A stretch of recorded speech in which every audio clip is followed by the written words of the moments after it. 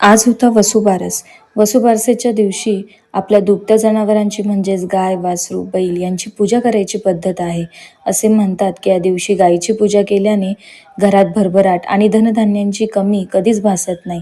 कुटुंबात सदैव सुख, समृद्धी आणि सौख्य नांदते. आज मी पण छान पाटावर देव मांडून घेतले आणि पूजा करून घेतली. नंतरनं दिवा लावला आणि दिवा लावून झाल्यानंतरनं छान अगरबत्ती, धूप लावली व नंतरनं पूजा करून घेतली. मला जशी सोप्या पद्धतीने पूजा करता येते तशा सोप्या पद्धतीने मी करून घेत असते, कारण की सगळ्यात मेन पूजा किती चांगल्या मनाने करतो हे महत्त्वाचे असते. हिंदू धर्मामध्ये गायीला खूप पवित्र असे स्थान आहे. गायींना छान हळद, कुंकू, फुलांच्या हारांनी स्वच्छ करून सजवून या विधींना सुरुवात केली जाते आणि कृतज्ञतेचे प्रतीक म्हणून त्यांना गव्हापासून बनवलेले अन्न पण खायला दिले जाते. माझी पूजा आटोपल्यानंतर मी लगेचच आवरून ऑफिससाठी निघाले व मी सोबत पोळी पण घेतलेली होती. म्हटलं रस्त्यात गाय दिसली तर तिला खाऊ घालू, आणि मला खरंच गाय दिसल्या आणि मी त्यांना पोळी पण खाऊ घातली. ऑफिसवरून घरी येताना पंत्या घ्यायच्या बाकी होत्या व मी लगेचच मला ज्या ज्या व्हरायटीच्या पंत्या आवडल्या त्या पंत्या घेतल्या. नंतरनं अगरबत्ती, तेलाची बॉटल आणि धूप पण घ्यायची होती.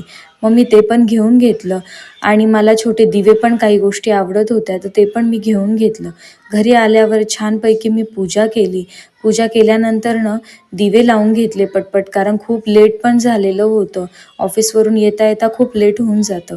त्याच्यानंतरनं मग दिवे लावल्यानंतरनं मग मला मिस्टर सांगत होते की तू दिवे इथे लाव, तिथे लाव. तरी मी सगळ्यात आधी दरवाजामध्ये लावल्यानंतरनं मग भिंतीवर लावून घेतले आणि नंतरनं मग तुळशीजवळ पण ठेवला, कारण तुळशीजवळचा जो दिवा होता सगळ्यात मध्ये होता आणि थोडासा गरम होऊन गेलेला होता तो, त्याच्यामुळे सगळ्यात उशिरा लावला मी.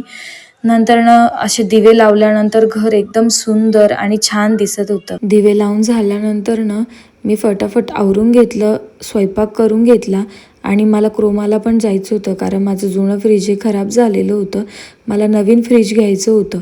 त्याच्यामुळं आम्ही लगेचच आवरून झाल्यानंतरनं क्रोमाला गेलो आणि तिथे आम्हाला एक फ्रीज आवडलं, तिथे आम्ही ते बुक करून घेतलं व नंतरनं घरी येताना आकाशकंदील पण घेतला.